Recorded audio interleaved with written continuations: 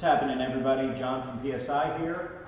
I'm with our project SilverTurbo, a 1993 Chevy OBS GMT 400 for you purists out there.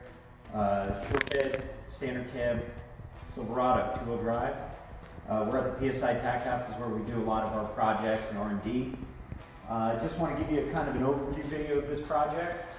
Maybe you're working on something similar and you have some questions about whether it's wiring or whether it's the motor, trans, suspension, any of that stuff. Just take a look, put something in the comments and maybe we can help you out with what you're doing. So this truck, again, it's a 93 Chevy OBS short bed standard cab truck. It's got a 4L80 transmission and a 6-liter Gen 4 LS motor. The motor's pretty much stock with the exception of a small Lil John's cam, and then we have a S475 borg turbo, T4 flange, custom hot side and cold side. Pretty much everything we did on this fab-wise was custom. So we'll show you throughout the video. We're going to lift the truck up, we'll show you the suspension, the brakes, those types of things. But the truck itself, frame-wise, is pretty much stock. It's got a C-notch that we put in it, some QA1 coilovers, as well as a custom trailing triangulated 4-link suspension. As you can see up here, the motor itself, we got dirty dingo mounts that you can buy through PSI conversion. We have a Holley front runner system. We also have our cooling system that we sell through PSIconversion.com that uses dual flex light fans, a standard style radiator, and a fan shroud. This is a direct bolt-in kit. We try to utilize a lot of the kits that we sell and a lot of the parts that we sell on our website to do a pretty even, squared away build. Yeah, we do have some custom stuff on here suspension-wise, but for the most part, anybody could do this in a one-car garage. The truck has rocket wheels on it.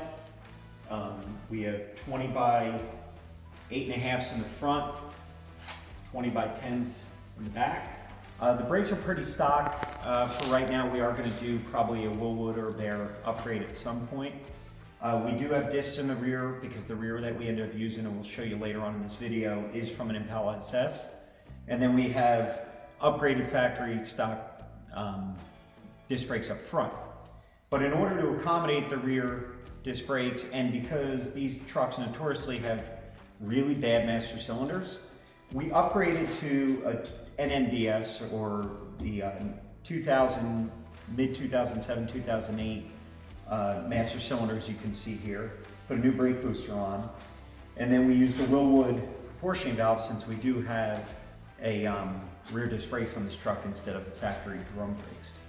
So we included a line lock, which isn't hooked up yet. However, we figured we might as well plumb it now, and then when we need it, we'll hook it up. As I said, the power head of the turbo on this, we have a S475. It's got a 4-inch outlet that necks down to 3.5 inches, which we had to do a number of pie cuts on. It wasn't an easy task, but we did get it to go through the stock area that we had available on the frame. We did a 2.5-inch crossover from the driver's side to the passenger side. We did 3-inch on the cold side through an aftermarket air-to-air intercooler. Again, we had to customize the hood latch assembly in order to get it to clear the intercooler. We have custom radiator hoses that we did out of stainless tubing that we bent up and then we welded together. We have polyurethane suspension bushings. And then inside the cab, we have a set of Corbeau seats, which we do have a set of RCI 5-point harnesses that we're going to install at a later date, and a custom harness bar we're going to make. We've completely redone the interior in this truck, either through stock parts or a combination of LMC parts as well. We used a 2009 Envoy center console and shifter, and a factory style transmission shifter cable and bracket that we used on the 4L80. So when you see it up underneath, you're going to see how factory all of this stuff looks and works for that matter. Around back, the bed, this is actually not going to be the finished bed. This is more of a mock-up bed that we had. We're going to widen the wheel wells since, like I said, we did put a triangulated 4-link, which is going to give us a ton extra wheel and tire clearance since there's no leaf springs in the truck anymore. And then we also put a Mustang-style fuel tank that we're going to fab a door up for, so you fill it through the bed floor. The last thing, and it's not here yet, because again, we're still finalizing a lot of this, is our meth kit. We have a Snow Performance meth kit. The pump is already mounted, the lines are not run, and neither is the tank. We got to figure out a spot to put the tank, but we'll probably show you that in a later video. The other thing that I'll show you, and it's more wiring related, is if you look at this firewall, you can see how clean it is. The factory positive bus that's usually on the passenger side of the firewall is gone. All the wiring that came through on the passenger side of the firewall through that rectangular plug is gone. The overall majority of that wiring actually is for the factory TBI system, so you can get rid of it. However, there are a few other chassis wires that are coming through there that I ended up relocating through this bus, or this pass-through over here on the driver's side. One of them, believe it or not, included one wire for the wiper system.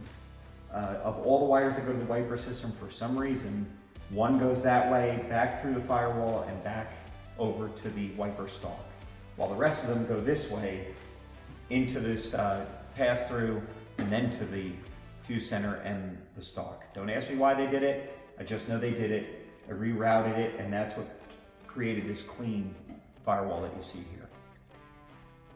So now that I've showed you kind of around the top half of the truck, why don't we lift it up and you can see underneath. So now we got the truck up in the air, we're going to talk a little bit about the rear suspension in SilverTurbo. So one of the things I wanted when I started this build is I didn't want leaf springs. I wanted some sort of 4-link. I was going to put a regular ladder bar or 4-link in it, and then decided, well, what if I went with some sort of triangulated 4-link, just like a Chevelle or an older muscle car would have. What I ended up stumbling across was that the Impala SS 94 to 96 Impala SS rear, which had a triangulated 4-link in it, is about the same track width as these OBS trucks conveniently. They also have rear disc brakes from the factory, and they're 5-on-5 bolt patterns. So right away I'm like, well, that's a win. I could just use the 5-on-5 bolt pattern and match the front.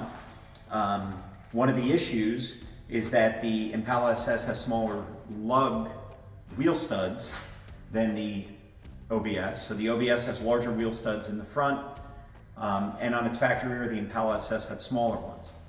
So that led me actually down the road of just changing the axles and going to 5-on-4 3/4, which is a story for another day. But in a nutshell, I ended up going with the Impala SS rear. I modified it to use a set of Ridetech lower trailing arms. And then I talked to our good friends over at UMI, and they made me a custom set of upper adjustable control arms. So once I had everything where I wanted it, I welded the new brackets in place, and I had a triangulated 4-link. I then went with a set of QA1 coilovers front and back. We did a custom C-notch and a custom cross member for the coilovers. I kept the factory rear disc brakes, and as you'll see on the front, I have a stock set of replacement brakes for now. However, down the road, we probably are going to go with a set of Bayer or Willwoods or some sort of aftermarket brake. As we move forward, you can see went with a aluminum drive shaft, and in a minute we'll show you the front suspension. So here we are at the front suspension. There's really not much to show you here. It's essentially just polyurethane replacement bushings. I have stock control arms right now, although that may change down the road. We have QA1 coilovers in front to match the back. Stock style brakes in the front, as I stated earlier. Probably going to change those out to an aftermarket set of brakes at one point. Rebuilt the front suspension, detailed it, and that's pretty much it. I have yet to put a sway bar in it. Right now I'm working on putting a stock sway bar in it, but as I said, when we change the control arms, maybe we'll go with something different after we shake the truck down. So now we're going to talk about the fuel system a little bit. By doing the triangulated 4-link that I did, we had to get rid of the stock tank because it was in the way. So what I ended up doing is going with a tank sink tank for Mustang. This one's for 65, it's priced 64 to 68. Comes powder coated. We sell them through PSIconversion.com. I fabbed up some brackets to mount the tank.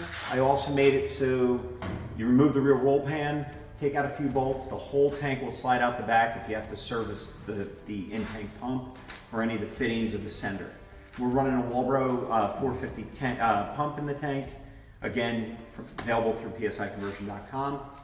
We then have braided dash 6 lines moving forward, secured to the frame rail. We come to an aeromotive fuel filter, move forward some more. We come to an Earl's Y block, and then both lines run up to the Holly fuel rails and the 80-pound injectors that we're running to match the turbo and the boost that we're looking to run. It's pretty straightforward. Again, a lot of attention was just paid to how we secure everything, making sure things aren't moving around underneath the truck, and just using high quality parts available through PSIconversion.com.